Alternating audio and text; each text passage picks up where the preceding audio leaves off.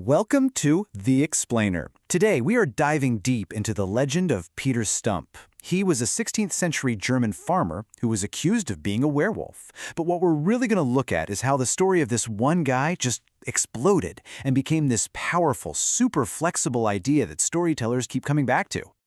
But before we get into all the grisly details, let's start with a question. It's a question that really gets to the heart of three very different versions of this one chilling story. It kind of asks us to look right past the claws and the teeth, and maybe take a look in the mirror instead. 'Cause that's what this is all about today, right?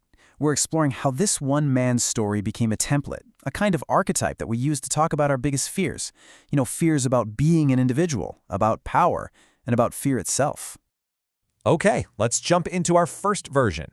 And just a heads up, this is not your typical horror story. Think of it more as a philosophical parable. It takes the idea of the monster and reframes it not as some curse, but as a kind of ideal, seen through the eyes of the philosopher Nietzsche.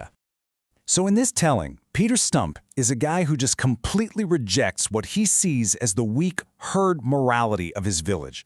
All those nice little lies people tell themselves to feel safe. He says no thanks to that, and instead, he decides to live by his own will to power. He literally embraces the abyss to become something more than human.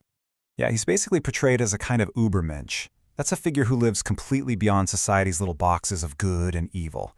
He looks at their ideas of virtue and just sees it as a mask for being afraid. And honestly, he just laughs at it. So here's the absolute key to this whole version. His transformation? It's not about being damned. No way. In this story, making a pact with a demon, taking that alchemical serum, that's a choice. It's a deliberate act to become something more, to completely shatter the chains of being a frail human.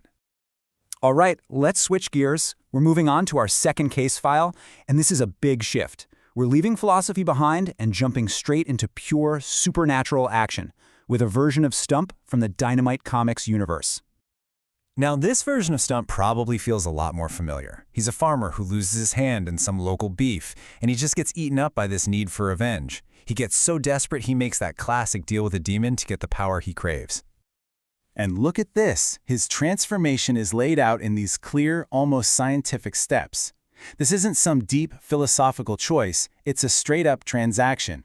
He trades his soul, he drinks a serum, and bam, he gets power he can turn on and off. And his powers aren't just vague ideas, they are a concrete list of tactical abilities. He's not just a force of nature here. He's a full-on supervillain with a specific power set, right down to using rune magic to go invisible or just plain terrify his victims. Okay, for our third and final interpretation, the focus shifts completely. The story becomes less about the man who turns into a monster and way more about the people who are hunting him down.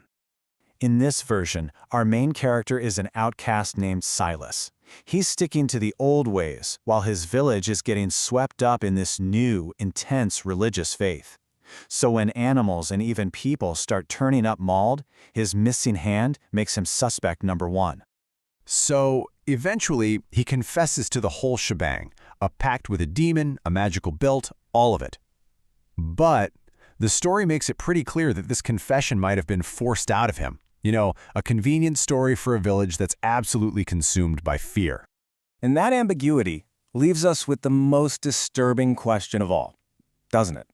Was he really the beast?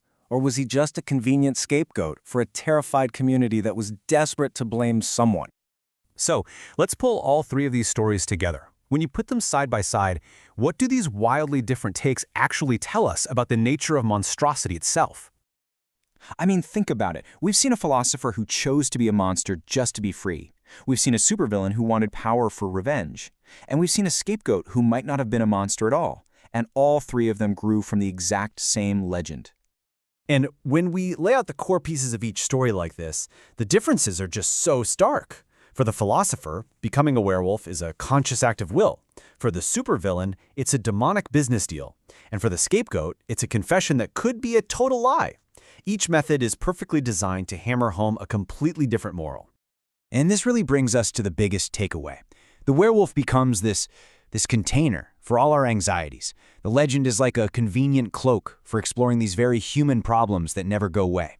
Our fear of the outsider, our hunger for power, our terror of real freedom. These stories are really just reflecting our own struggles.